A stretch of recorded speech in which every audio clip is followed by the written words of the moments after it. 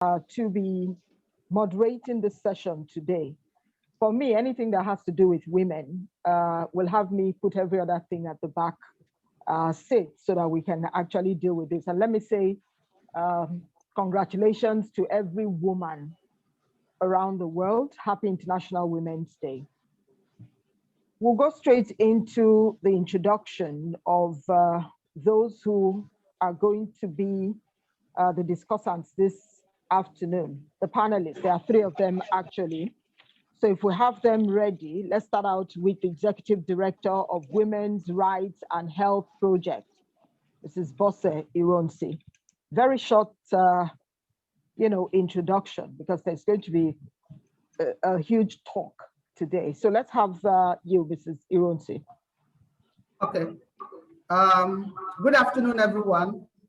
My name is Bosse Ironsi, the Executive Director of Women's Rights and Health Projects, and the founders of the managers of Ironsi Resource Center. Women's Rights and Health Projects is a community-based, community-focused, but working nationally in Nigeria. And our focus is on women and the girl child.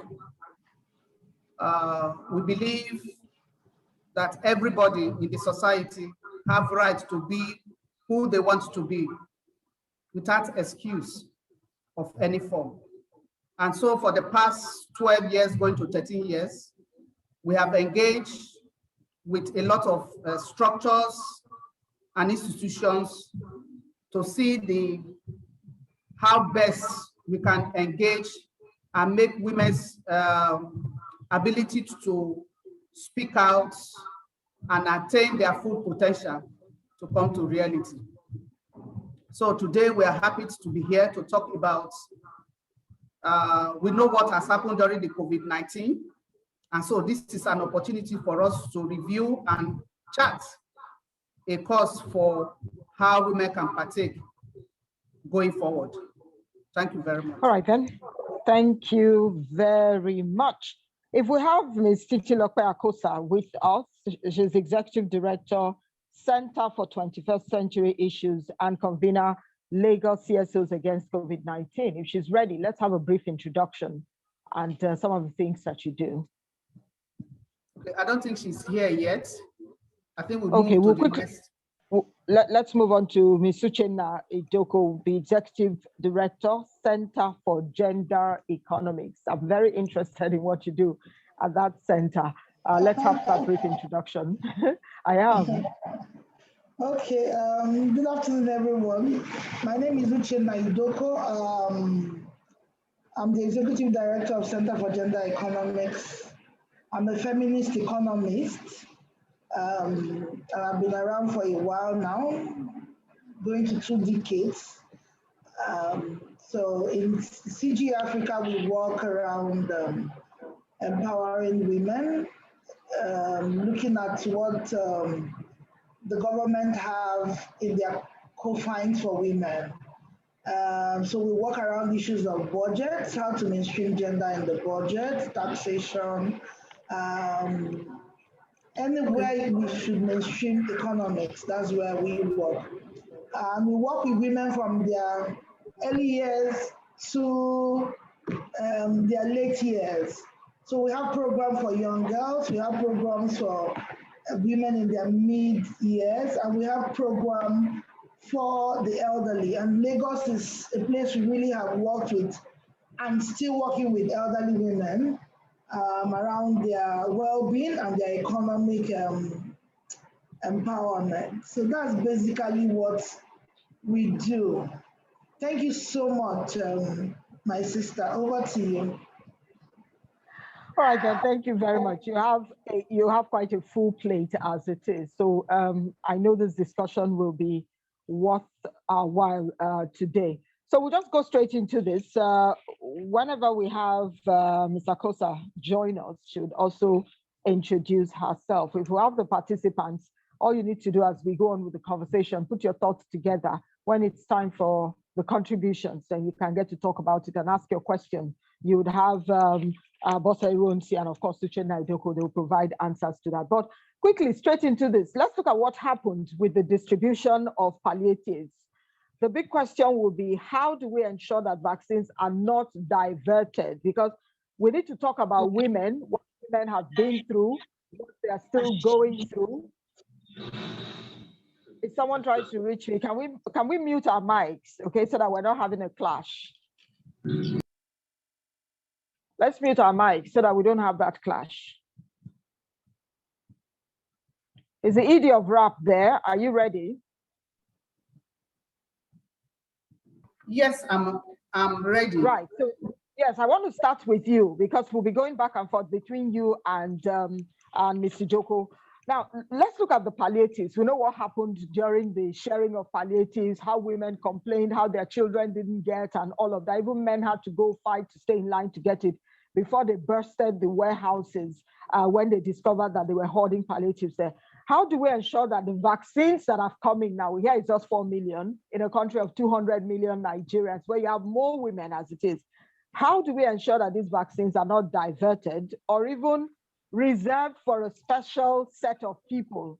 Special now being people who are wealthy enough to get it. So what do we do so that women are not neglected? The women who are supposed to benefit from this are not neglected from this vaccination. Thank you very much, Ife. And I think that's a very important question.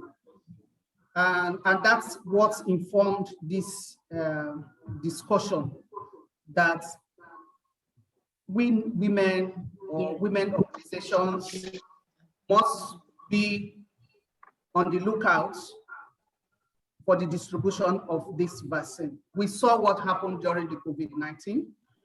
And one of the critical areas that I want us to focus on is the fact that even understanding that women need to be given a special attention. I'll give you an example. During the COVID-19 lockdown, where we had need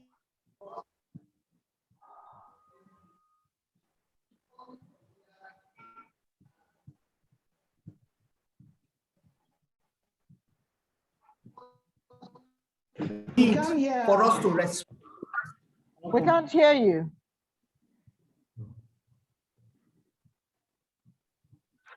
Are you hearing me now? Yes, we can. Okay. So what happened was that women issues were not considered as very important. And so in providing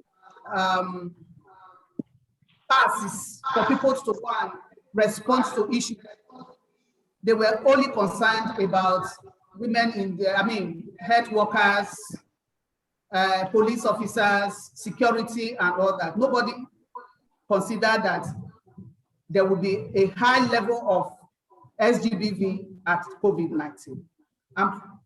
Research have shown that that has actually happened.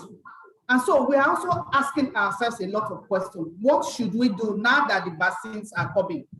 What should we do? Should we keep quiet and watch the vaccine being probably given to people that really are in a position to take it? So from my point of view, I want to say that women need to start speaking up from the very beginning to make sure that attention is given to them.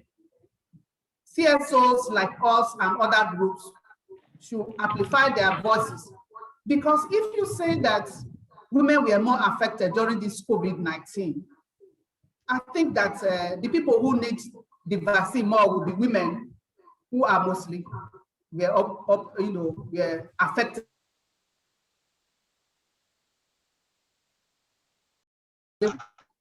Most of our women were not, they didn't have opportunity to access even the palliative. So for me, I think that we should fund ourselves into groups and keep working with governments to make sure that they give serious attention to women, irrespective of their culture, irrespective of where they are located, either in the city or in the grassroots environment. All right, I think I'll just halt you there because you know what we're doing, we're dealing with time. Let me hear from Uchenna. Do you agree with some of the things that that Boss has actually listed here? And how do you think that we can actually have women benefit from this vaccination that everyone's talking about here in Nigeria? Okay, I agree with what she said. And I think I'm seeing the same problem repeat itself again. Why do you think so? I'm going to tell you. During the palliative sharing, we had enough time to prepare. We had enough time, okay? And then we saw palliatives come in. There was no proper accountability. And we saw the aftermath of it. We didn't know where, how many people will be receive it from different states. I'm going to use Lagos as an example. Lagos was a bit transparent with, oh, we're going to be sharing this day and all that. But there was no spelled out strategy for sharing. We didn't know when, you know, women will receive the ward 1, ward 2, if you use the ward system. If you're going to use resident households, what we usually see is in the social media and the TV, you just see buses stop or trucks stop, and they just share a few people. And the worst was sharing of palliative in Lagos, in a whole lot of states, became an issue of strength. It became an issue of strength and might. So you see big trucks, people are throwing bags of rice, and people are struggling. Tell me where women will be able to struggle and get these things. Pregnant women, young girls, old women, old men, all women with disability, men with disability, because this afternoon I also want us to also consider the vulnerable. Women, you know, vulnerability is both disability and a whole lot of them, but majorly when a woman is also living with disability, it's double the issue. So during the COVID-19 palliative distribution, the major thing was, number one, there was no plan.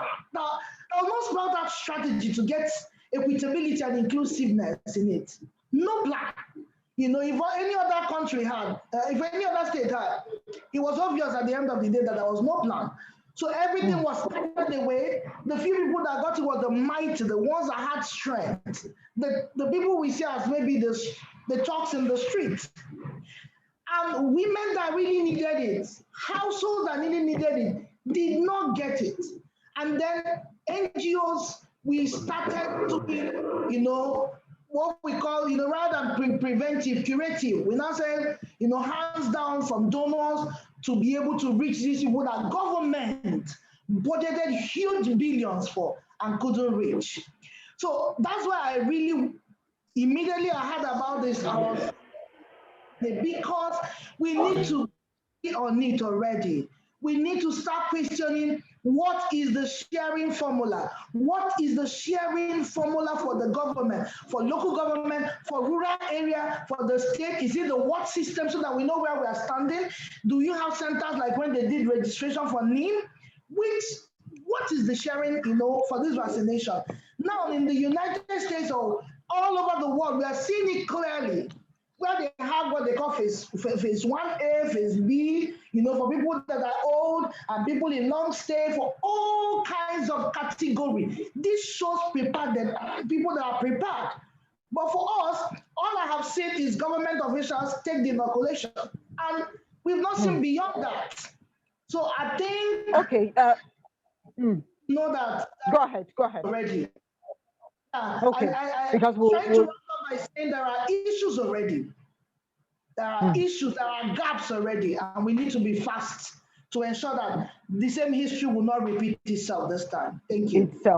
Okay, we're just hoping that it doesn't repeat itself. Thank you so much for that insight. Now, we know it's a fact that the lockdown, which was almost for 8 or 9 months, it recorded a huge increase in the role of, or the rate, beg your pardon, of the SGBV cases across the world. And of course, in Nigeria, women came out, they were speaking openly about the things they were going through. And one of the things that we noticed was that people were locked in with their abusers. It was a time where husbands and wives who had never spent time together, they had to spend time together, and very little things were causing problems. So what measures are in place to ensure that women in the grassroots communities are not treated as passive agents during this COVID-19 vaccination? I would like you to take that for just maybe 90 seconds or 120 seconds so that we can get back to Mrs. Ironsi.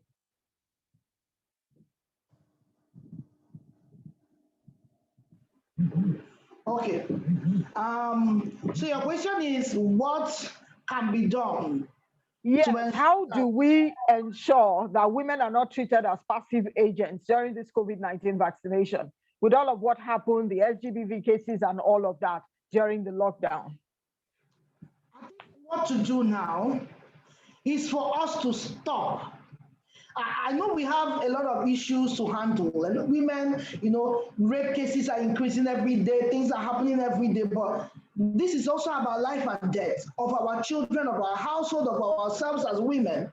It's time to stop whatever we are doing and question the government and get into our different spaces and begin to cry out for these vaccinations. And by ourselves, begin to share shadow strategies, shadow centers. What I mean is that we can, as an NGO, after this meeting, say, okay, we have realized that the NIM centers work. Can we do it in those places? We realize that to get to the rural areas, we should use the primary health care system. Can we be there? And we send monitors. Just those strategies, my sisters on this call, and a lot of NGOs that will hear us, strategies we use for election monitoring. This is the time to bring up those strategies again. Let's forget the argument in the street about, oh, this is it's end time, the vaccination will do this. It's live. We have given our children BCG, we've given them polio vaccine, a lot of vaccines we've done. This is another vaccine that will save life. So what I mean, I think one thing we should do immediately is, if you belong to a professional body, stop and think about how do we get it for the women. Women association, stop. Religious association, women, CWO, Form 1, a whole lot of those associations that are called religious associations for women, stop and ask how will women get it. Women NGOs, MBA, you have the women wing, all of them stop, so that it's not an issue of might again. It's not an issue of pushing and shoving and all that, so that we have our lines, we have our days. So it's time to do that. This is the time. I feel we're even running late, but we can still do something if we start now. All right, let me come to Mrs. Ironsi, if you're there. She's talked about, Mrs. Joko has talked about how and why we should ask questions. Now, how do you think that we can ask the right questions if we're working towards discouraging women being treated as passive agents during the COVID-19 vaccinations? I think one of the things we should do is what we are doing now. We identify that women should not be passive. And so let's engage women at all levels. If you remember during when there was high, at a point, I think it was July or something before, when we forced the governors to now say that they are against domestic violence. Okay? That is not enough. After a serious emergency on declaring a state of emergency on SGBV, that's not, we should go back to that to say that they should tell us they have this quantity of vaccine that is being brought to the country. How many are being given to women? How many are men are going to receive? We want to see it like Uchenna said, that we should follow those vaccines eye to eye until it gets to where it's supposed to get to. If not, I think we'll be having a situation where just few people will have it and others will not have it. That is one. Two, we should engage. We are telling government to engage. They should be accountable. Accountability is a must for them, for us. We should make the government to be accountable. They should be accountable to the vaccines and to the resources that are available for the distribution of the vaccine. And if women know that, that is their rights to demand for that accountability, will have impact. So CSOs should not sit back. Market women should not just be seen like, you know, we mentioned during the election, when they want a particular person to be voted into power, they go for that. So we are saying that women should not be neglected in this vaccine access. So because of that, that's what we demand and that's what we should get. So we shouldn't keep quiet. I don't know if Teacher Akota, has she joined us, the Executive Director of Center for 21st Century Issues and convener Lagos CSOs against COVID-19. It wouldn't be nice for us to, you know, go ahead with this conversation. If she's there, let's try to bring her in. Is she there? Is she there? Not yet.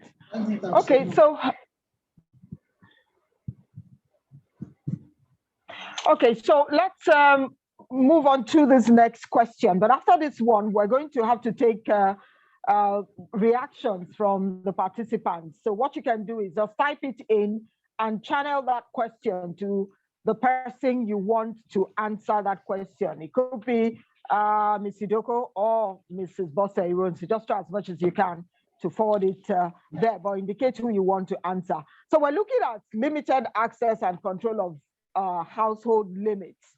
For women, when we talk about vulnerable women, you know that women who fall into this category, those who have limited access and control of households, these are things that limit women's capacity to make decisions for themselves and even for those around them. So what can we do to actually ensure that this category of women are not excluded from the COVID-19 vaccination exercise that's currently ongoing? Okay, I guess you're asking me.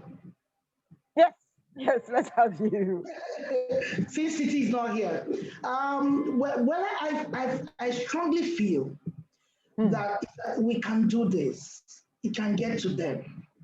If other vaccines, like the polio vaccine, can get to every household, this can get to them if we start early.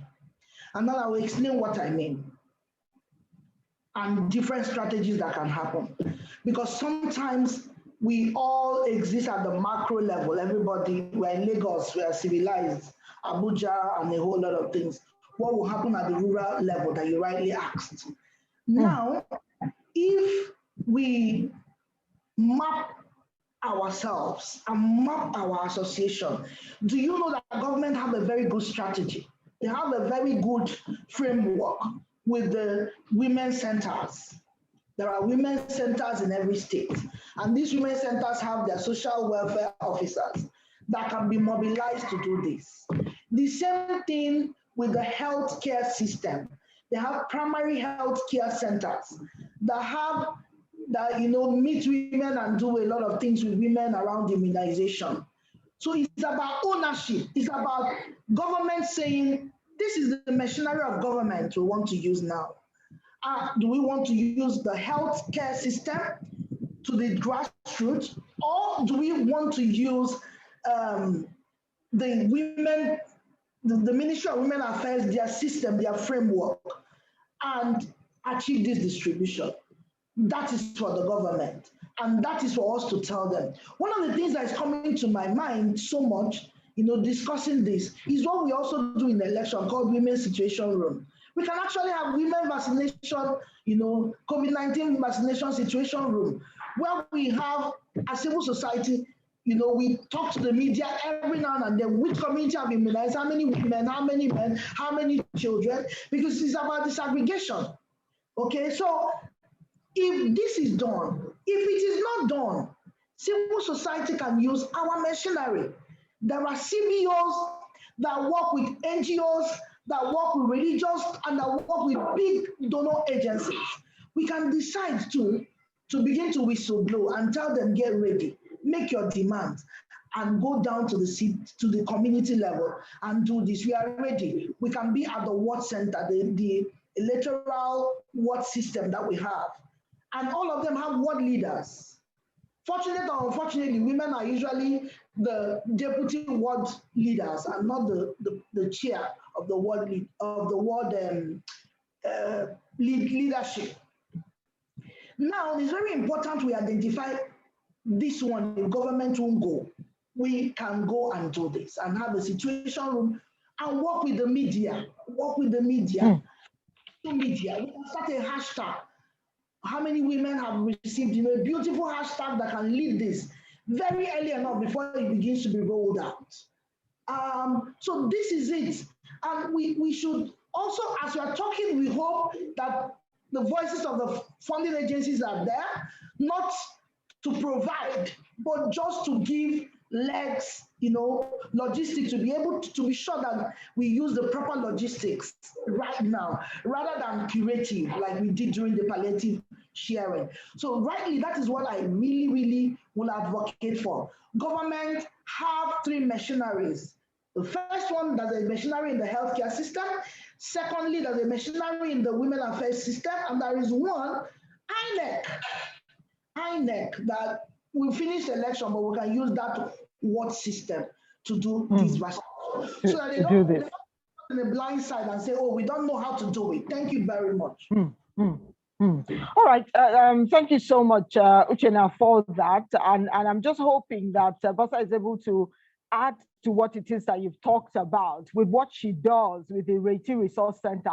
How are you looking at helping these women who have limited access and control of their household? How are you looking at helping them, to get their voices heard in this era of COVID-19 vaccination? Is Bosa there? Yes, I'm very much around. I think take us through it. Yes, the strategy we used during the COVID-19 was to engage our community structures, people within the community, the men, the women, everybody, and engage them in identifying the challenges they are going on during this COVID-19. And that was why we were able to kind of make inputs into, for example, rescuing women who were locked down with their partners, working with the police to make sure that they were able to be rescued, and providing psychosocial support, all lines to women who have cell phone. And then we were able to do some documentation, have a baseline of what is happening, need assessment of what is going on. So we have a platform already within the community. So I think what we need to do, and what we have started doing now, is to get the information about this vaccine that is in now and share with those structures as to where they can get this vaccine so that they are not left behind. Okay, we are working with the market women groups, the hairdressers association, the various groups that you have predominantly women. And so we are sharing, we plan to share those information. But we also need the government to tell us what is their plan. They should share those information in the local language that the people can understand. If you understand, it took time for people to even understand that this COVID is what it does. But then already some of us, civil society have started simplifying the messages in their local language. Because most times we are always concerned about people who can read and write. What of those who cannot read and who cannot even understand, who don't have access to phone, who don't have access to radio to understand what is going on? So we are going to use that channels to share this information.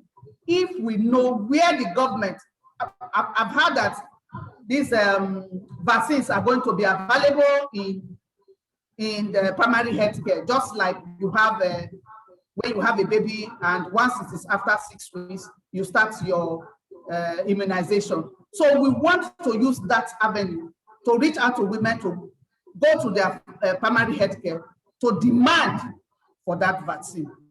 I also know that there has been a form that says that women, people who are interested should book an appointment. The question I've asked, how many people will be able to use that form? It will still go back to people who can read and write, who have, and all that. So these are information, strategic plans that we want to reach the women at various levels. That's one. Another one is that we are going to critically be working with government.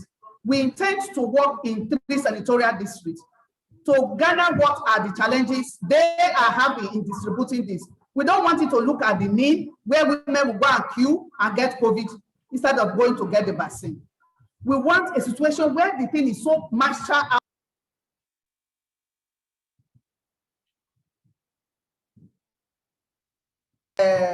Go and the women can go there. If it means getting their vaccine near their marketplace, okay, or near where their business is, that would be ideal.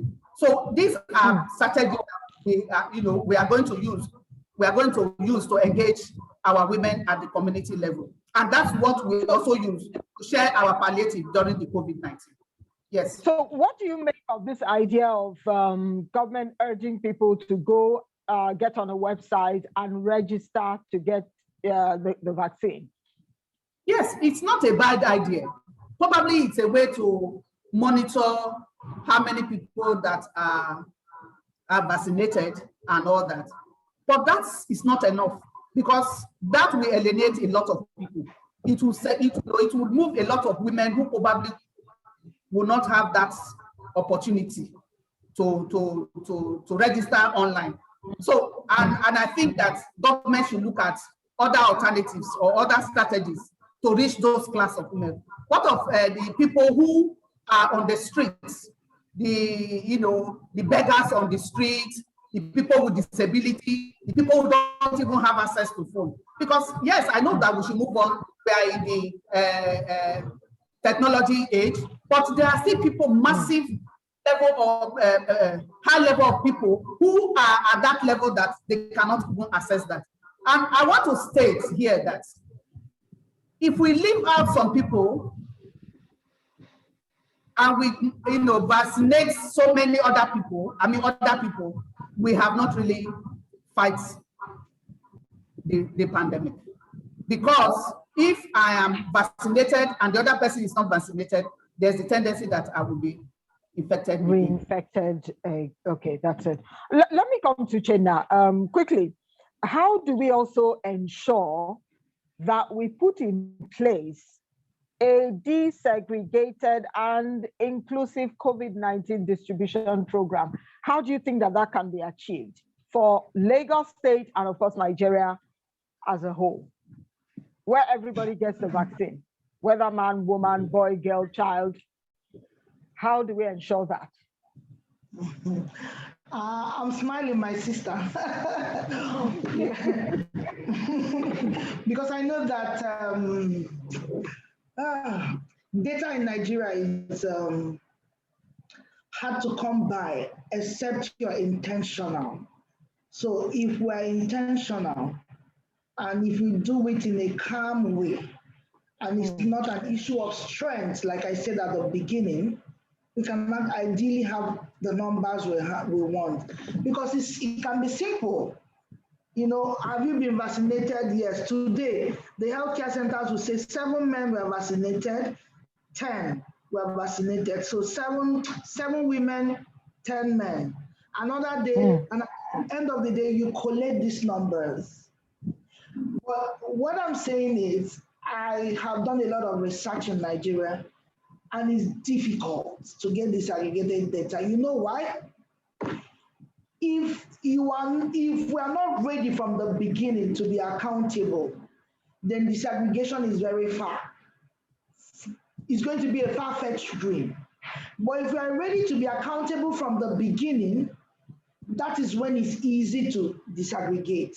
So how can we actually do it? Number one, the registration government have put up, I have looked at it, it is elitist. So the women out there And the men out there will not be able to access this vaccination if we tell everybody to go online. Remember, NIM, we have not finished the registration. No. People are still being left out. A lot of people are still being left out. They will have to send their children and their grandchildren and their neighbors' children. And if you send your neighbors' children and it's your time as an old elderly person to go and get it, how will you be able to know when they register or they didn't register? And by the time they register, will they be able to read it? So a lot of grassroots work needs to be done. A lot of orientation needs to be done. That is going to be, we're going to need a multi-stakeholder work, multi-sectoral work. You will ask me, in this situation, where would National Orientation Commission be? Talking in the radio, the community radios, telling people, because the first thing in Nigeria is even to demystify vaccination, COVID-19 vaccination, or demystify it, that is not harmful. Our people are not even ready yet, so we need to even demystify it. And then, as we are doing the same messaging, we're also messaging about this distribution and asking women and men to be ensure that they are counted. So we can utilize any of the registration we already have. When I saw it, the first thing I asked is another registration. Can't we say with your NIM number? Can't we say with your BVN for the ones that even have BVN? Then we can take care of the other ones in the grassroots. But you must do household vaccination. We kept doing polio in primary healthcare centers, and Nigeria was topping the chart in polio infection or polio disease until 4 years ago, when we started doing household. Nurses will knock on the door in the north after demystifying the vaccine and vaccinate these children. And the parents are confident enough to bring their children out. So we of this distribution, and all of them should be counted. The ones you register is easily counted because you feel whether you're a male or female, feel your age, feel if you have an underlying disease, feel all those things. But for the household one, we also need to be sure, we need to also count. And how to also make sure that women are counted, my sister, is using women to do this vaccination, ensuring that women are among the people that go out there to do.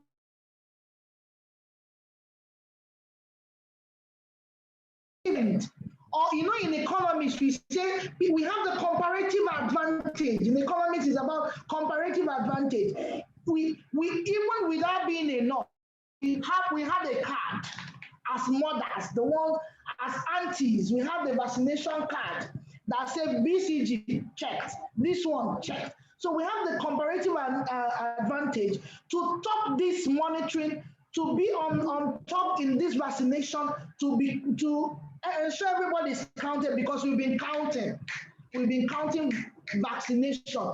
And when we go for immunization for our children, we've not seen men there. So they shouldn't come now and tell us about immunization. We know it better. We have your comparative advantage. So women should be, in fact, the government, we should look into those committees again. Now that is immunization time. It's no longer the time of being in a conference room with AC and talking to Nigeria about how many infections. It's about vaccination now. Let's make sure that the person that will head it and head every region will be a woman who understands immunization. Thank you. Thank you very much. Pastor, this is for you. But before I just throw this at you, let me ask you what you think about the pictures of the president and, of course, the vice president who got their presidential jab. That's what I want to call it. At least they were on television, live television, where people saw them, they got their jab. Would it have made any sense if they found a woman too, of, prominent woman in this government, to say, okay, take the jab too, so that women can see that it is not harmful to them in any way? Would it have made any sense? It would have made more sense for me. But of course, again, it shows that that is the way we are being perceived. We are not at leadership positions enough in this country. I don't see why we cannot get women. Why should it be just the presidential thing? Why can't we get other women probably the Minister of Women Affairs, That's right. The National Society, other women at critical positions to come out and take that job. And I want to thank Uchenna for mentioning this issue about vaccination in terms of not leaving any space at all. So consider it that the men are never there when women carry their babies to go and vaccinate their children on immunization. So why is it now that we'll start seeing that we are seeing more men? Yes. Well, yes, there are leaders, they are there, they are the president and the vice president. What of the president's wife? What of the vice president's wife? What all of them? Why are we not seeing that? So that we know that, yes, this is what is happening. So I think beyond this, it's obvious to us that we must not keep quiet. We must keep talking about it. It's not just talking about it. We must be seen to be doing something about it. And the best way to be seen doing something about it is to confront any form that we know that it is not at the best interest of women and children. All right, so how do you think that government should actually engage with CSOs to ensure effective coverage of this COVID-19 vaccination? I want to believe that the Ministry of Health, the Ministry of Women Affairs, they all have, how would I put it? They all have registration of all women who are working at different venues or different levels and at different communities. So they should try and engage them.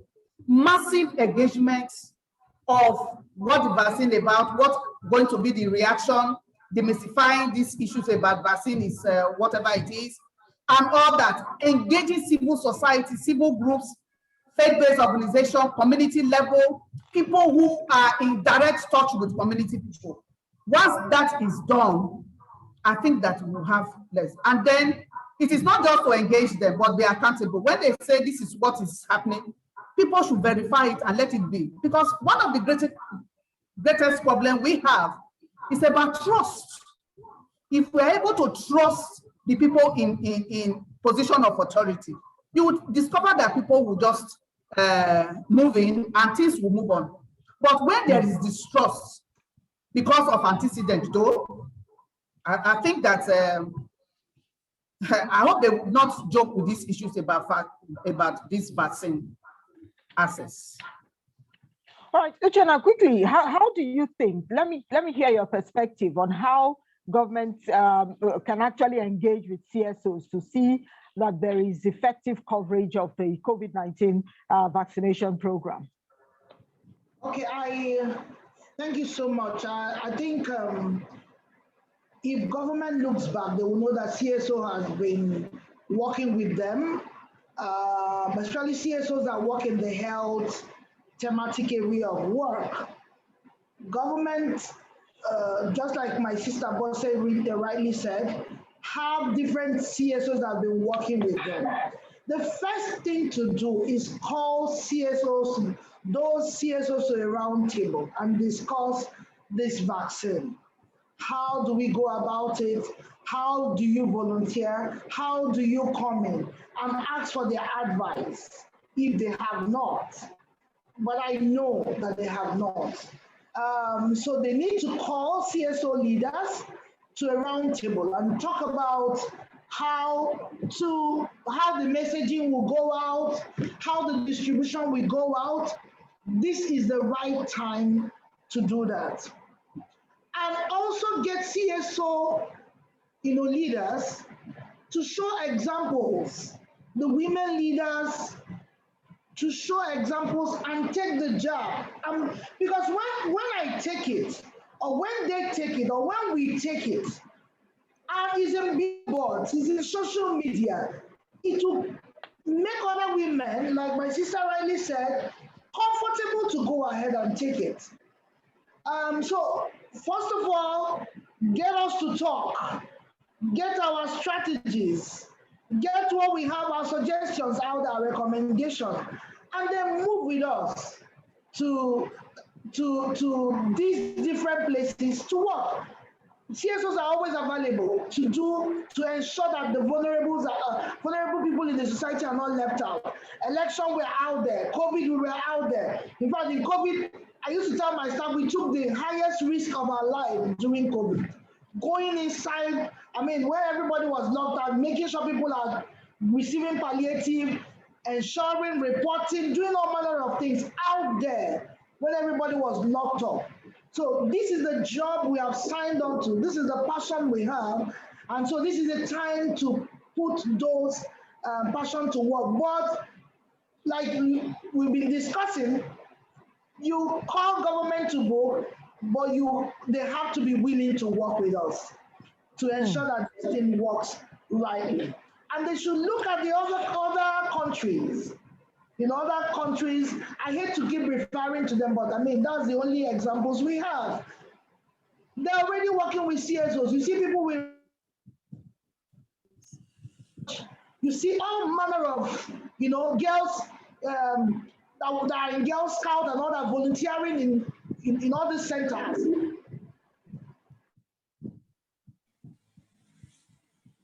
Hello. Hello. Okay, what happened to the audio there? I was actually making a lot of sense, and I wanted to find out what we think that the role of the media, we cannot talk about what it is that government and CSO should be doing without bringing in the role of the media.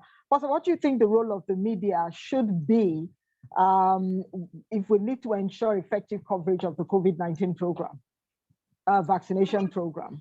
Yes, I think the media have a great role to play, in making sure that they follow every drop of the vaccine and report how it is being done. So I think that the media have a role to play, and they should monitor what is going on and make reports. This is where investigative journalism will be very vital for us, because the media is it's like a mirror of the society, so they can tell us what is going on and all that. So the media have a great role to play. They should get the government's perspective, get the community perspective, speak to us, so that the people know know what is happening and what to do at every given time.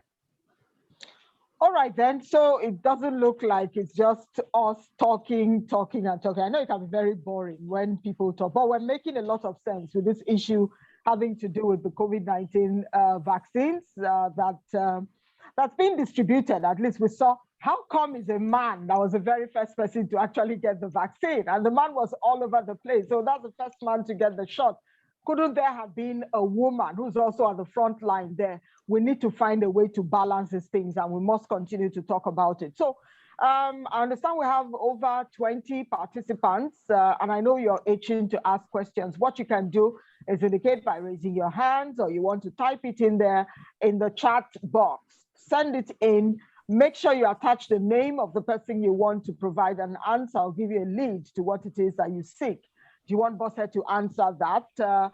You can indicate as you send in your message, or you want to give an answer to that, also indicate when you type in your message. So we'll give you time to do that. And when they see these messages, we'd like for you to read the messages out before you answer. Are we doing that?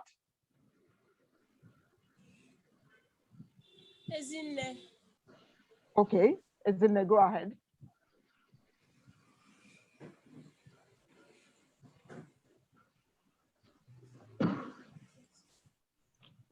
Hello, who has the mic?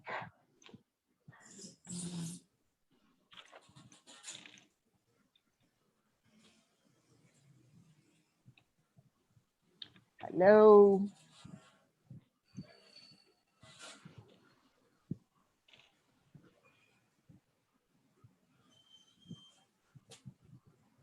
ED Rap, what's going on?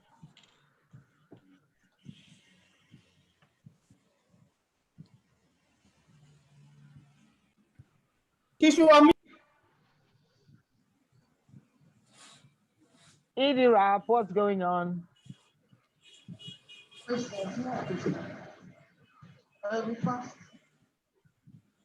She should unmute herself.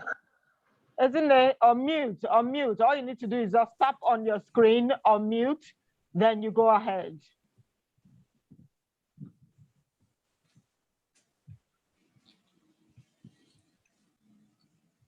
Have you done that? All right, while we're waiting for Isn't those who want to type in their, what's it called, question, you can do that. Let's know exactly what it is. Okay, there's someone. Hello.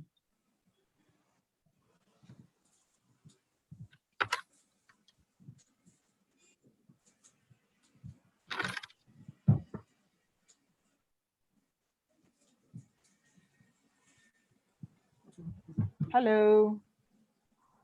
Hello, good afternoon. Good afternoon. Can you hear me? We can hear you loud. I can hear you loud and clear. So just introduce yourself and ask your question. Good afternoon, everyone. I am Emiola Ibukolua, and I work with RAP. Now, my concern is about the uneducated women who do not even believe on this vaccine. They do not believe that COVID is real. How do you think they will believe so much about the vaccine that is going to work, or something they do not even believe it is real? How do you think we are going to help them? Can you hear me clearly, please? Yes, we Hello, can hear you. Me? All right. So that's my concern. We have so many women that they do not believe the COVID is real. They believe the government is just using the COVID to exploit money.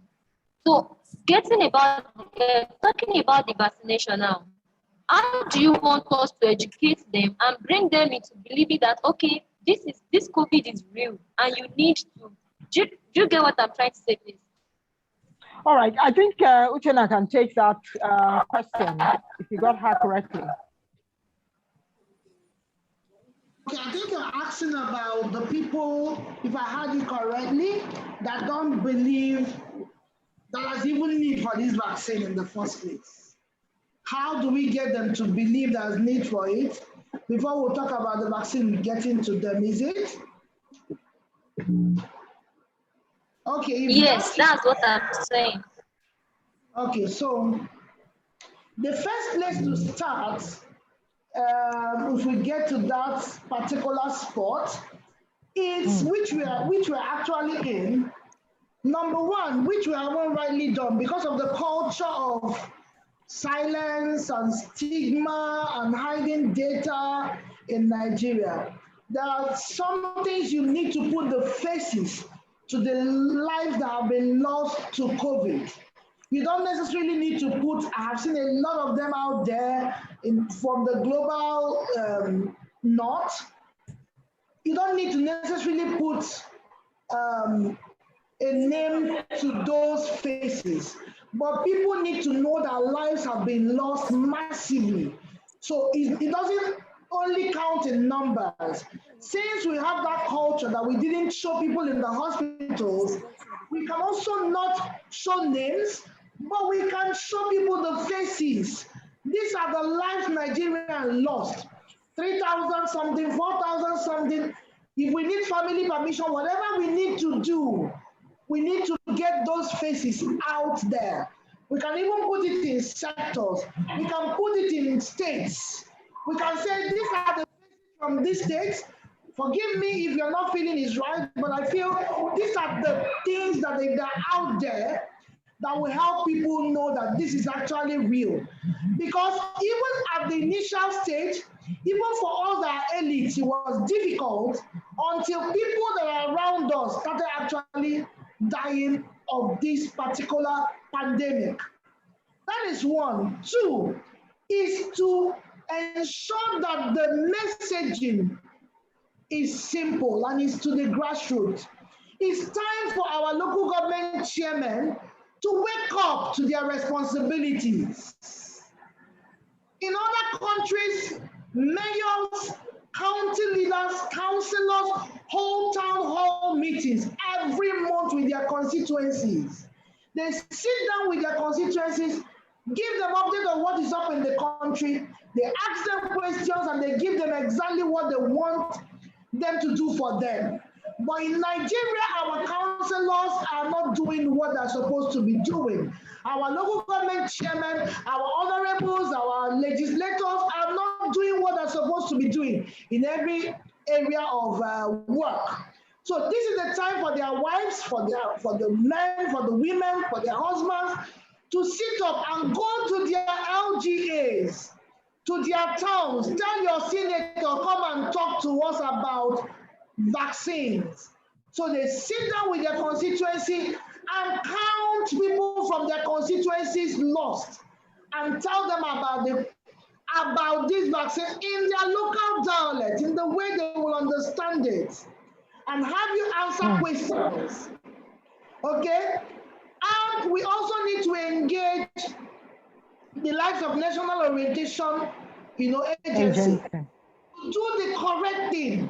Put signboards out. Life are going all over the world. People are putting signages, showing things, speaking to people in their different languages, in Arab, in Oman. I was just watching something on social media about food in Saudi Arabia, and you already see signages around COVID-19 and vaccination.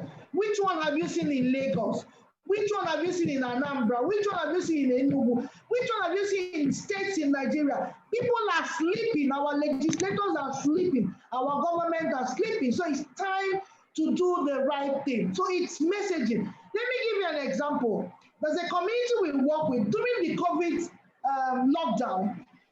Our community mobilizers showed us that these people are very living in fear because we work with elderly women. So we spoke to them and we found out that for them, everything they're hearing in the radio is about death. If you're old, you will die from pandemic. That was all. So what did we do in our own little way? We engaged town criers to go within the community and talk to our women and even the men and whoever about pandemic. It's not about old people will not all die. And we taught them the hygiene protocol. And this was funded by, the Canadian Embassy, Canadian High Commission, and through Action Aid. It's called the WVL project. We reached out to them quickly. They gave us grants to do that. And so it's very important that you reach people in the way they will understand it. And this is actually the job of our legislators. It's not about packing money. It's not about it. It's not about doing what you didn't ask your people about. It's about life politics. Thank you. All right, thank you very much. You've been able to throw light on that. There's a question there. Is CSOs and NGOs, this is a question from Chikodi Ohamara, is CSOs and NGOs doing anything to build trust with grassroots women? Because as it is, most women don't trust government and are not willing to be vaccinated due to the 666 mark rumor associated with the vaccine. This is Tonia from CGE Africa. All right, I think I would like for Bose to take that. Thank you, Tonia, for that question.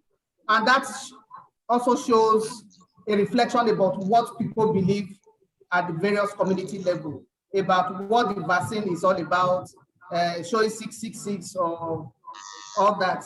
Their fear is genuine. I mean, you can't stop people from believing what they believe in.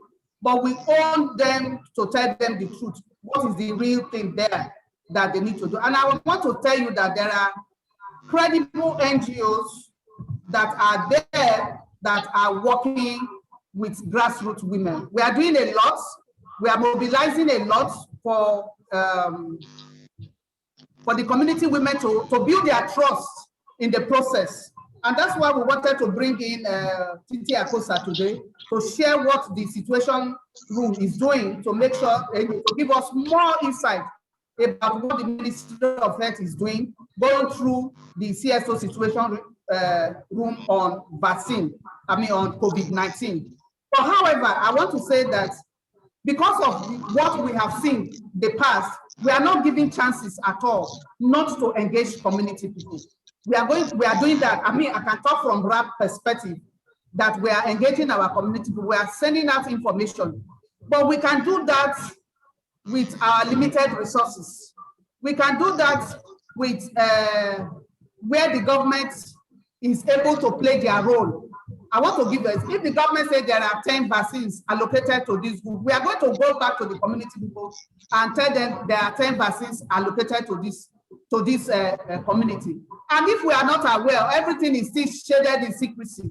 We are not sure what is going to happen. We may not have enough information to give to the community people. But I'm not saying that that is not an excuse for us to engage. Definitely, we are going to engage. Thank you. All right, then, any more questions? Because we're gradually drawing to a close with this, because we'll have the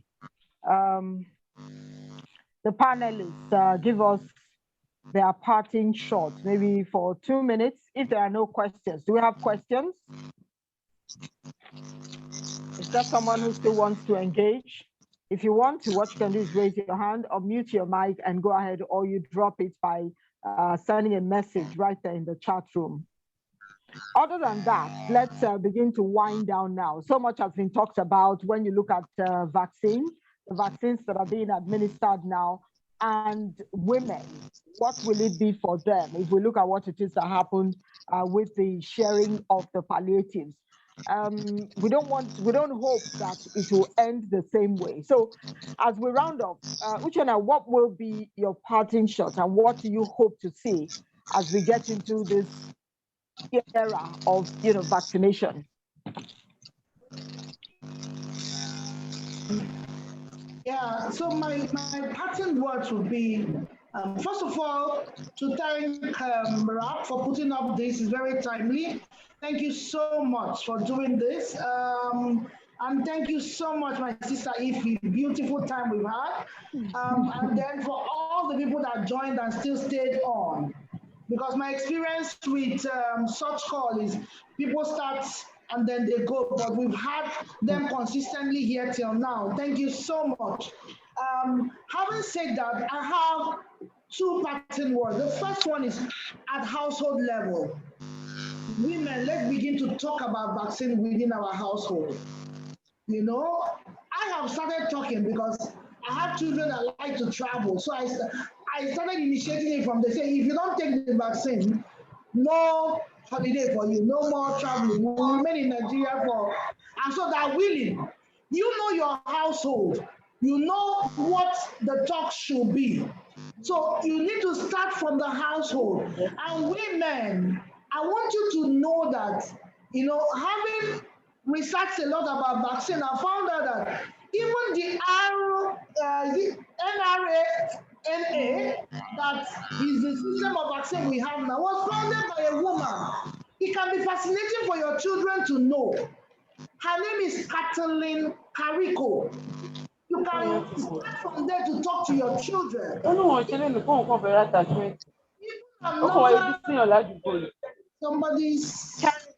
we please unmute, mute our mics? If it's not your time to talk, please mute that mic so that you don't distract our attention. Okay, and even the Novavax, there's a Novavax vaccine, is an all-women team working on that vaccine. That all women, led by a woman known as Nita Patel. So it's very important that we start these conversations with our children as women and gain their trust, because children are also educators. Some of us are grandparents. Tell them in our lineage you take vaccine. I gave you vaccine as a child. That's why you survived this. That's why you survived that. MMR, if not, you would have had mumps and measles and rubella. So start from those, advantage. Then when we get to the public, do what you need to do as an individual. Wherever they're doing that talk, give them the right view. Give them the right view. Like Bosse rightly said, people have a right to be afraid. People have a right to question it being forced or not being forced and all that. People have a right, but you know the right thing. So tell them the right thing. For government, is engage, and engage. Even if they don't want us in those spaces, let's keep putting our head there, because the life of our children matter. And women are the worst hit with this pandemic. We need to end this pandemic so that women can come out and earn money. It's not easy to wake up and ask a man or whoever for money. is a time for the women to get back. A woman we buy groundnut from was telling us that since the pandemic, it's difficult to even tell people to buy groundnut because they feel she pours feet. And imagine a woman that sells 5-6 bottles to feed her family. Pandemic has stopped her. So we need to end this. And women, we need to help each other to get back to our livelihoods. Thank you so much. Thank you too. Boss, over to you. How do you close? Well, what can I say? I want to thank everyone for being here. First, I want to thank Uche for being so open and willing to always participate in activities like this. And it shows how passionate she is. And I also want to thank everyone that has participated. And like Uche mentioned, let's start in our home. Let's start with our individual self. Let's query a lot of information that we are hearing out there in the social media and all that. Let's engage in our church, in our mosque. Let's, if any slight opportunity to talk to people about the vaccine, we should not hesitate to do that. There's nothing like engaging with governments. Like Uchenna said, whether they want it or not, they will have to hear our voice. So today is International Women's Day. I want to use this opportunity to state that we choose to challenge anything that will mitigate women not participating or not having access to vaccine in this country, because that will be a serious bias, that will be a discrimination, and it's my right to be vaccinated. It's my right for government to protect me in all forms. So thank you so much. And if there are further information, Women's Rights and Health Project or Ireti Resource Center is always there to give information. And our phone number for Ireti Resource Center for psychosocial support, it's 0700 free in 4 places and 11 in 3 places. I repeat that, 0700 free 111. Communicate with us, and we are willing to discuss more. But we want to say that most of the things that is coming up, most of the issues that have been discussed here, we are going to table it before government agencies and see how well they can take it further. Thank you so much. All right, then, thank you very much. Very unique number that you have there for those who are willing to reach out to the Ireti Resource Center. I want to say thank you very much for putting this together. Mrs. Bosse Ironsi, the Executive Director, Women's Rights and Health Project. And of course, Mrs. Uchenna Idoko, Executive Director, Center for Gender Economics. Maybe both of you don't know. I'm so inspired, you know, when I listen to the two of you, or when I watch you do the things that you do, I am inspired. And I just urge you to continue. I also look forward to seeing Ms. Titilope Akosa, but maybe some other time we'll get to see. I hear she wasn't able to make the meeting today. Something came up. Hopefully we'll get together again. Thank you everyone for your time. I know it's a loaded day. I've done 2 TV interviews today. I've done this, there's still more. We have to keep talking about women. We cannot stop now. The time to start the talk is actually yesterday. So let's keep talking about this in our homes, in our offices, wherever we are. Our voices must be heard. Thank you. I'm Ife Onyebule. I hope we'll get to do this again. Bye-bye. Thank you, Ife. Thank you for being there always. Thank you. Bye. Thank you. Bye-bye.